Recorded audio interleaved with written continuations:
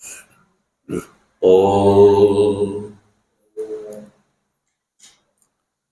वसुदेवसुतं देवम् कंसचाणूरमर्दनम् देवकी परमानन्दम् कृष्णं वन्दे जगद्गुरुम् मूकं करोति वाचालं पङ्गुं लङ्घयते गिरिं यत्कृपातमहं वन्दे परमानन्दमाधवम् शङ्करं शङ्कराचार्यं केशवं बादरायणम् सूत्रभाष्य कृतौ वन्दे भगवन्तौ पुनः पुनः ईश्वरो गुरुरात्मेति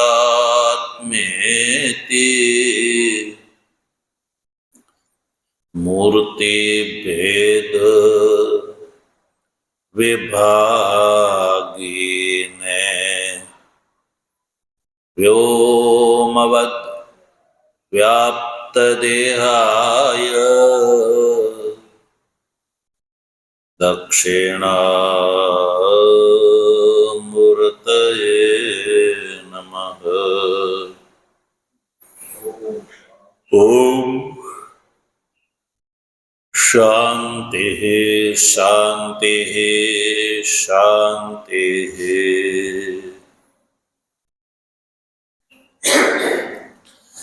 तत्व जिज्ञासु सज्जनों, भगवत कृपाथी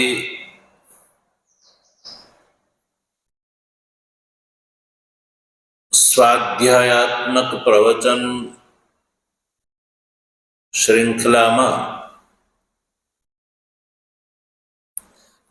શ્રીમદ ભગવદ્ ગીતાના શાંકર ભાષ્ય સહિત વિચાર ક્રમાનુસાર કર્મયોગ નામક તૃતીય અધ્યાયના 27મા શ્લોકનો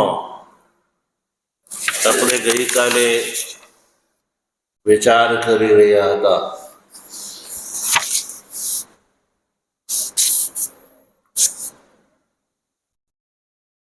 તો આ શ્લોકમાં ભગવાન અવિદ્વાન અને અજ્ઞ કર્મની અંદર કઈ રીતે બંધાઈ જાય છે એનું કારણ બતાવે છે. કથમ કર્મસુ સજ્જતે, કેવી રીતે કર્મની અંદર એ બંધાઈ જાય છે, તો એનું કારણ ભગવાને આ શ્લોકમાં બતાવ્યું. ભગવાન અર્જુનને કહે છે કે ભાઈ અર્જુન, વાસ્તવિકતા એ છે કે પ્રકૃતિના જે ગુણો એટલે કે કાર્યકરણ, આ જે સંઘાત છે, ક્રિયમાણ કર્મો જે છે એનાથી થાય છે. સર્વશઃ ક્રિયમાણાની કર્માણી પ્રકૃતે ગુણે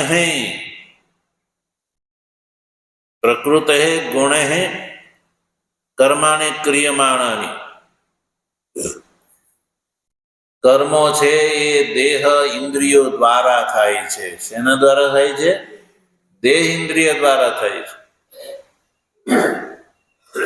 પણ અહંકાર વિમૂઢાત્મા જે અજ્ઞ છે, અવિદ્વાન છે,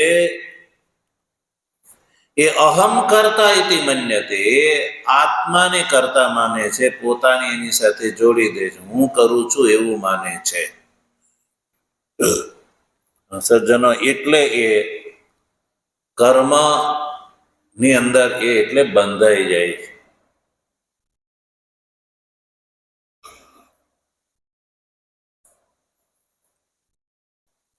આપણે ત્યાં ગુજરાતીમાં કહેવામાં આવે છે ને, હું કરું એ જ અજ્ઞાનતા, શકટનો ભાર જેમ શ્વાન તાણે.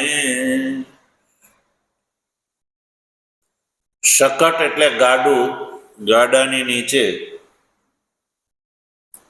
કૂતરું જતું હોય તો કૂતરાને મનમાં એ ભ્રાંતિ થઈ જાય કે આ ગાડું હું ખેંચું છું. એમ આ જે કર્મો જે છે, ચાહે લૌકિક કર્મ હોય કે શાસ્ત્રીય કર્મ હોય, સર્વ પ્રકારે પ્રકૃતે ગુણે ક્રિયમાણાની, પ્રકૃતિના ગુણોથી આ કર્મો થાય છે.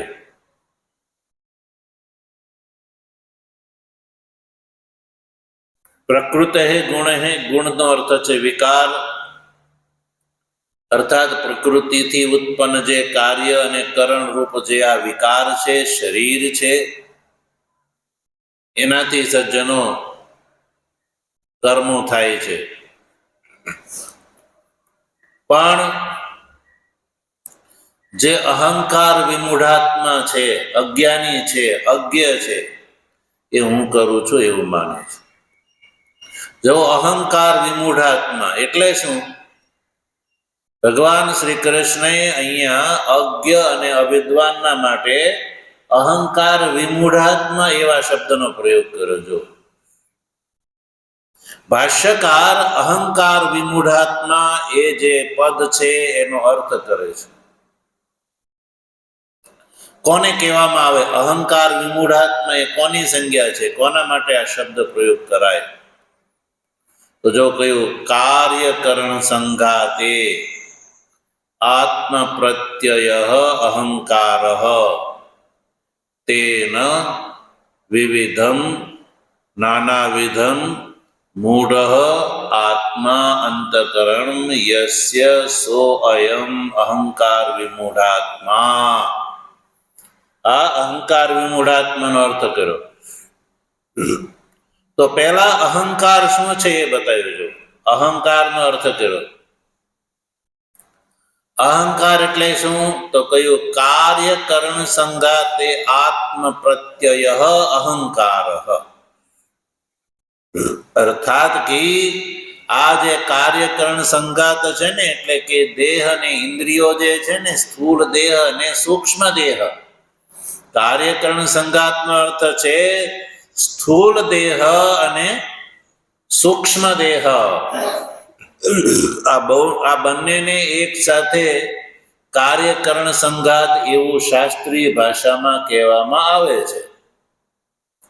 કાર્યકરણ સંઘાત, કાર્ય એટલે આ સ્થૂળ દેહ અને કરણ એટલે કે સાધનો અર્થાત સૂક્ષ્મ શરીર.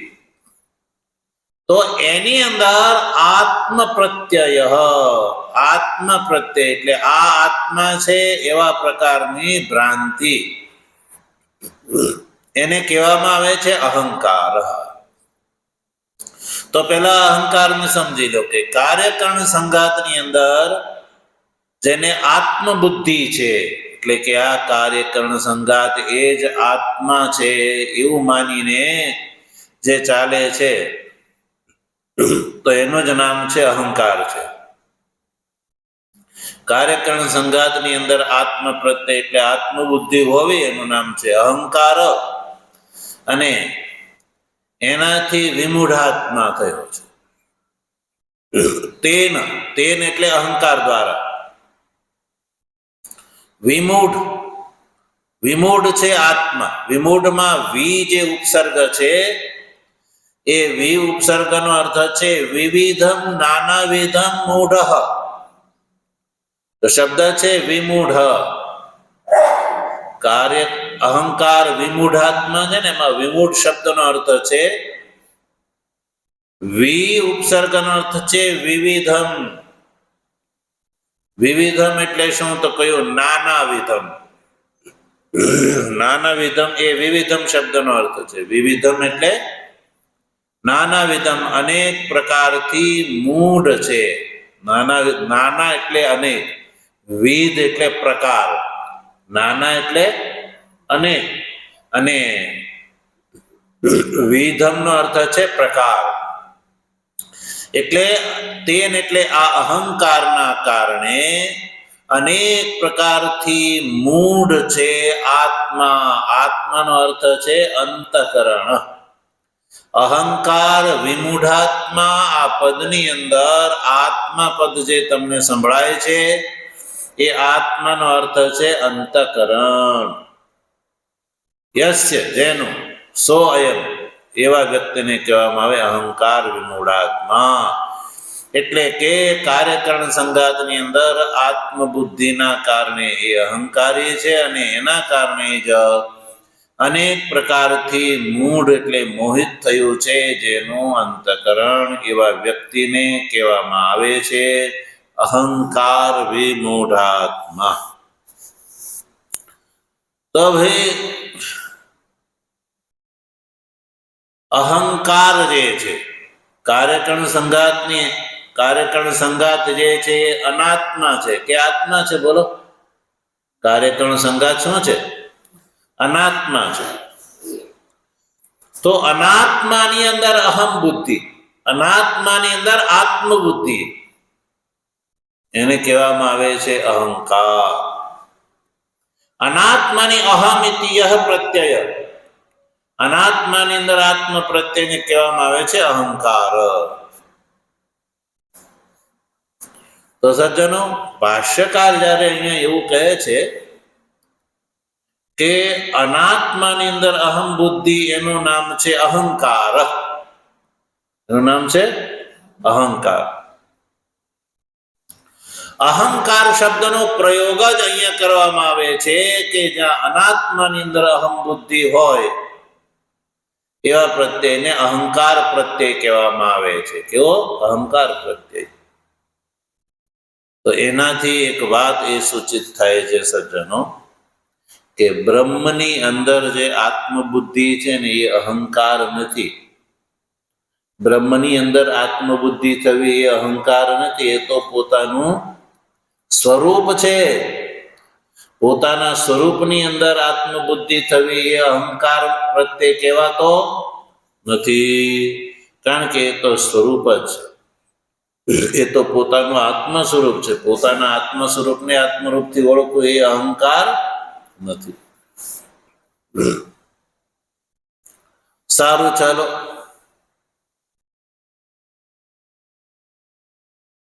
આ નાનાવિધમ શબ્દનો પ્રયોગ ભાષ્યકારે વિમૂઢ શબ્દનો અર્થ કર્યો વિવિધમ નાનાવિધમ મૂઢ આત્મા.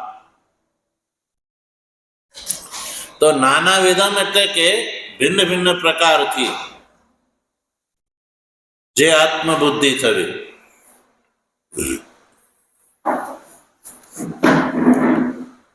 ભિન્ન ભિન્ન પ્રકારથી કાર્યકરણ સંઘાતની અંદર જે આત્મબુદ્ધિ છે, દાખલા તરીકે સ્થૂળ દેહની અંદર સ્થૂલોહમ, શરીર જાડું હોય તો હું કે હું સ્થૂળ છું.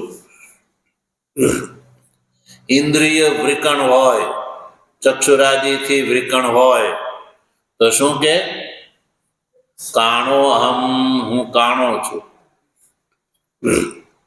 રોગ આવે શરીરમાં તો હું રૂગણો હમ, અંતઃકરણની અંદર જ્યારે કોઈ ખિન્નતા આવી જાય તો ખિન્નોહમ ઇત્યાદિ બહુ પ્રકારથી આ વ્યક્તિ જે છે એને જ નાનાવિધ કહેવામાં આવે છે. વિવિધ નાનાવિધ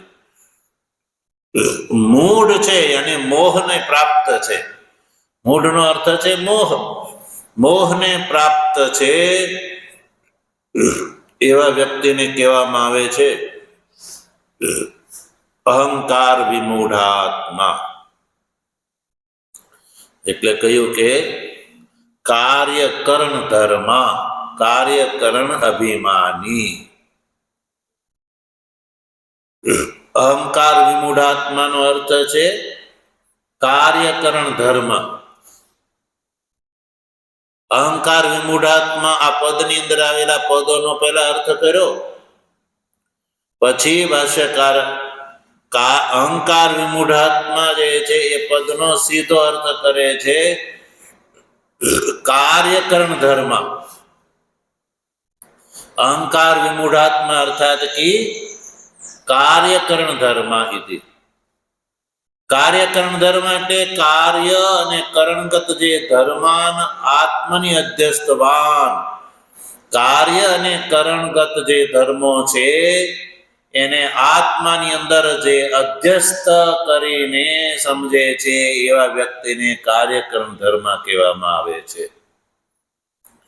ભાષ્યાર્થ પ્રકાશકાર, ભાષ્ય ટીકાકાર છે, એ કાર્યકરણ ધર્મ પદનો અર્થ કરે છે કે કાર્યકરણગત ધર્માન આત્મની અધ્યસ્થવાન ઇત્યર્થ. કાર્યકરણ એટલે કે દેહ અને ઇન્દ્રિયોના જે ધર્મો છે, કાણકુબ્જત્વાદી જે પંગુ વગેરે, પંગુ એ દેહનો ધર્મ છે, કાણકુબ્જત્વાદી એ જે ઇન્દ્રિયોના અને દેહના ધર્મો છે એને આત્મની અંદર અધ્યસ્ત કરીને જે માને છે એવા વ્યક્તિને કહેવામાં આવે કાર્યકરણ ધર્મ. આ કાર્યકરણ ધર્મ એ અહંકાર વિમૂઢાત્મા એ મૂળ શ્લોકની અંદર જે આવેલું પદ છે ને એનો જ અર્થ છે. અને એ કાર્યકરણ ધર્મ છે એટલે જ કાર્યકરણ અભિમાની, એ પણ એનો જ અર્થ થયો. અહંકાર વિમૂઢાત્મા પદનો જ અર્થ થયો કે કાર્યકરણ અભિમાની. કાર્ય અને કરણનું જેને અભિમાન છે. એટલે કાર્ય અને કાર્યકરણેષુ મમ ઇતિ અહમ ઇતિ ચ અભિમાનવાન. જો કાર્યકરણ અભિમાની એનો જ અર્થ કર્યો. કાર્યકરણ અભિમાની એટલે કાર્ય અને કરણ એટલે કે આ દેહ અને ઇન્દ્રિયો. કાર્યકરણથી અભિપ્રાય છે દેહ અને ઇન્દ્રિયો અથવા તો સ્થૂળ દેહ અને સૂક્ષ્મ દેહ. તો સજ્જનો સ્થૂળ અને સૂક્ષ્મ દેહની અંદર જેને હુંપણું અને મારાપણુંનો બુદ્ધિ છે, સ્થૂળ અને સૂક્ષ્મ શરીરની અંદર હુંપણું અને મારાપણું જેને છે એવા વ્યક્તિને કહેવામાં આવે છે કાર્યકરણ અભિમાની. તો સજ્જનો અહંકાર વિમૂઢાત્મા એ મૂળ શ્લોકનું જે પદ છે એનું ભાષ્ય એટલું થયું, એનો આ અર્થ છે. હવે આવો અહંકાર વિમૂઢાત્મા જે છે શું કરે છે? તો અવિદ્યા કર્માણી આત્મની મન્યમાન. ટોટલ અર્થ કર્યો ભાષ્યકાર. અવિદ્યા કર્માણી આત્મની મન્યમાન. અહંકાર વિમૂઢાત્માનું એક અન્ય સ્પષ્ટીકરણ થયું. અવિદ્યા એટલે ભ્રાંતિથી, અવિદ્યાથી એટલે ભ્રાંતિથી કર્મો થાય છે જે દેહ અને ઇન્દ્રિયો દ્વારા, એને આત્મની અંદર મન્યમાન. એક આત્મની એટલે પોતાની અંદર માને છે. કર્માણી આત્મની પોતાની અંદર કર્મો થાય છે, હું કરું છું એવું જે માનીને ચાલે છે. એટલે કે કાર્યકરણગત કર્માણી આત્મગતાની. કાર્યકરણગત કર્મો છે એ કાર્યકરણગત છે પણ આત્મગત માનીને ચાલે છે અને હું કરું છું એવું માને છે. કાર્યકરણગત જે કર્મો છે એને આત્મગત માને છે, અને એ જે તત્ કર્મણામ, હવે આવો વ્યક્તિ છે એ તત્ કર્મણામ અહમ કરતા ઇતિ મન્યતે. આ અહંકાર વિમૂઢાત્મા શું માને છે? તત્ત કર્મણામ એટલે કે કાર્યકરણ દ્વારા થતા જે કર્મો છે, કાર્યકરણ કર્મણામ, કાર્ય અને કરણ દ્વારા થતા કર્મો છે, એ કર્મોની અંદર કરતા અહમ કરતા ઇતિ મન્યતે, અહમ કરતા ઇતિ મન્યતે, હું કરું છું એવું જે માને છે. એટલે કાર્યકરણાકાર પરિણત સત્વાદી પ્રકૃતિ ગુણ ત્રયથી ક્રિયમાણ જે કર્મો છે એ કર્મને મૂઢ વ્યક્તિ અહમ એવ કરોમી ઇતિ મન્યતે. સંપૂર્ણ સમુદાયનો એ અર્થ થયો, સંપૂર્ણ સમુદાયનો અર્થ થયો કે કાર્ય અને કરણાકાર થી પરિણિત જે સત્વાદી પ્રકૃતિ ગુણત્રય, કાર્ય અને કરણના આકારના રૂપમાં જે પરિણિત સત્વાદી જે પ્રકૃતિના ગુણો છે, ત્રણેય પ્રકારના ગુણો છે, એ ગુણ ત્રય ક્રિયમાણ કર્માણી, એ ગુણ દ્વારા થતા કર્મો છે, એને મૂઢ જે છે અહમ કરોમી ઇતિ મન્યતે, એને હું કરું છું એવું માને છે મૂઢ વ્યક્તિ. એટલે દેહના ચાલવાથી, દેહ ચાલે તો અહમ ગચ્છતિ, દેહ ગચ્છતિ અહમ ગચ્છતિ. ગતિ શેમાં થઈ રહી છે? દેહમાં. પણ મૂળ શું માને છે કે હું ચાલું છું. જોવાનું કામ કોણ કરે છે? ચક્ષુ કરે છે. તો ચક્ષુષે પશ્યતિ અહમ પશ્યામિ, હું જોઉં છું એવું માને છે. કાર્ય ચક્ષુનું છે પણ એ આત્માની અંદર જે છે આરોપિત કરે. પછી મનની શોક મોહ શેની અંદર થાય છે? મનમાં. મનસી શોચતી અહમ શોચામી, મનની અંદર શોક થાય છે પણ આ શું માને છે મૂળ? હું શોક કરું છું. તો સજ્જનો, દેહાદિની અંદર તાદાત્મ્ય અધ્યાસના કારણે ભ્રાંતિથી આ મૂઢ વ્યક્તિ હું કરું છું એવું માને છે. સજ્જનો, એટલે જ એ આ જન્મ મરણના ચક્કરૂપી જેલની અંદર એ બંધાઈ જાય છે, દેહની અંદર એ બંધાઈ જાય છે. તો સજ્જનો, આ રીતે આ કારણ ભગવાન શ્રી કૃષ્ણએ બતાવ્યું. તો આ 27મા શ્લોકમાં આ મૂઢની સ્થિતિ બતાવી કે મૂઢની સ્થિતિ ભ્રાંતિથી હું કરું છું એવું માનીને ચાલે છે. એટલે અજ્ઞાની જે છે એ કર્મમાં બંધાઈ જાય છે. શું થાય છે? બંધાઈ જાય છે. જેમ પોપટ છે, એ પોપટ ને પકડવા વાળા શું કરે છે? એવો માળખું બનાવે કે જે પોપટ બેસે એટલે તરત એ ગુંગળી ફરી જાય, પોપટ નીચે લટકી જાય.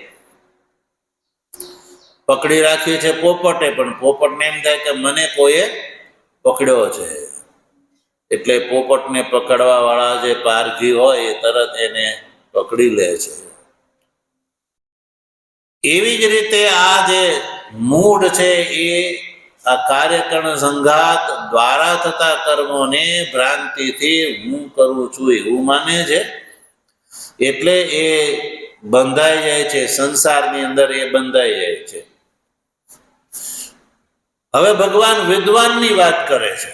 28મા શ્લોકમાં વિદ્વાનની વાત કરે છે. એટલે કે વિદ્વાન જે છે એ બંધાતો નથી, અવિદ્વાન બંધાઈ જાય છે. વિદ્વાનને ખબર છે કે આ કર્મો જે છે એ કાર્યકરણ સંઘાતની અંદર થાય છે, કાર્યકરણ સંઘાતગત છે, મારી અંદર નથી, એટલે એ નથી બંધાતો. એટલે હવે વિદ્વાનની સ્થિતિ 28મા શ્લોકમાં બતાવે. જો ભાષ્યકાર 28માં જે શ્લોક છે એનો ઉત્તર લખે છે. જો યહ પુનર્વિદ્વાન, મળ્યું? યહ પુનર્વિદ્વાન. જો અજ્ઞાનીની અંદર અજ્ઞ વ્યક્તિ જે છે એ કર્મની અંદર બંધાઈ જાય છે એ બતાવ્યું. હવે વિદુષ જે વિદ્વાન છે એની અંદર એ શક્તિનો અભાવ છે, એટલે નથી બંધાતો એ વાત કહે છે. યહ પુનર્વિદ્વાન, જે વિદ્વાન છે એ બંધાતો નથી. એ શું માને છે? એ વાત ભગવાન શ્રી કૃષ્ણ 28મા શ્લોકમાં કહે છે. જો શ્લોકનું ઉચ્ચારણ કરીશું. તત્વવિત્તુ મહાબાહો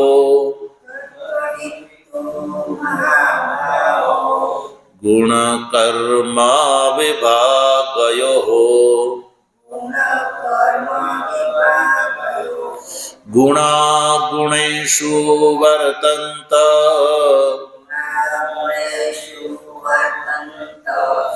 ઇતિ મત્વા ન સજ્જતે.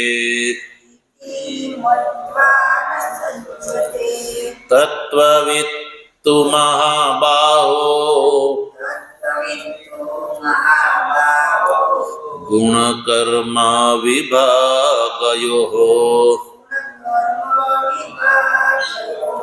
ગુણા ગુણેષુ વર્તન્ત ઇતિ મત્વા ન સજ્જતે. તો સજ્જનો 28મા શ્લોકમાં આપણે ઉચ્ચારણ કર્યું. હવે એનો સંધિ વિગ્રહ જોઈએ. તત્વવિત્ તું મહાબાહો ગુણકર્મ વિભાગયો ગુણા ગુણેષુ વર્તન્ત ઇતિ મત્વા ન સજ્જતે. તો સજ્જનો આપણે સંધિ વિગ્રહના રૂપમાં પણ શ્લોકનું ઉચ્ચારણ કર્યું. હવે આપણે